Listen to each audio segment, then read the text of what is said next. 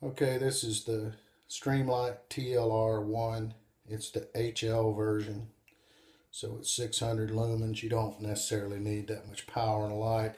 It can actually be a disadvantage, but what I like about it, I've learned how to use it, is to just use kind of like the old IU method where you have it pointed, the mag light pointed toward the ceiling, but pointed toward the floor, and see how it lights up the whole area. So I can flash, remember, and move. Flash, remember. My mind takes kind of a mental snapshot of the area, and I can move. And also shows me the ground where I'm stepping. And it's real solid. I'm not about to go down a stairway or something like that, or trip over something. And so I can really use that to my advantage. And then when I used to, especially with smaller guns and a 9mm, just come out and use the support thumb to momentarily engage as I fired. But on the smaller guns, these hands can come to, this thumb and the trigger finger can come together down there and kind of interfere with each other.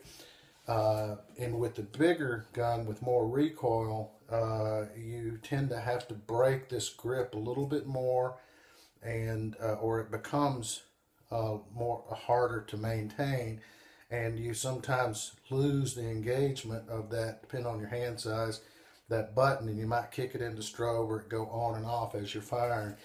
So what I've found with practice, and that's the only way to learn is to practice, is that I locate the threat, and then I just go ahead, and as I'm building my grip, which is real important, right as before I build my grip, I flip it on, build the grip, fire, and as I disengage, trigger finger comes out, I disengage the light and I go back to low ready. And so I can move, locate, identify. I'm not broadcasting the source of light when I'm moving through an area, and I can engage just as fast, and it works really well for me. Other things, I can keep it back in retention or close up to my body position and use my handheld with a couple techniques. I like the head index and the surefire methods, but there's a lot of them. Don't really like the Harry's method where you put a flashlight on the other side of the wrist. Don't like that at all. But there's a lot of techniques out there that are valid and in context can be the right choice. I'm not saying what's right or wrong, but hopefully it gives you a couple of ideas. Let me say one other thing. I don't find it useful to tap twice to go into strobe, or down, up, and go into strobe. That extra action under even the stress of training gets in the way.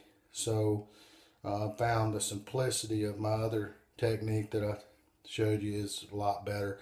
Also with a handheld, I find it very clumsy and awkward to hold the light away from my body. I don't really care if the light's in front of my head, heart, wherever, because all they're going to see is that, and I'm moved, and it's over.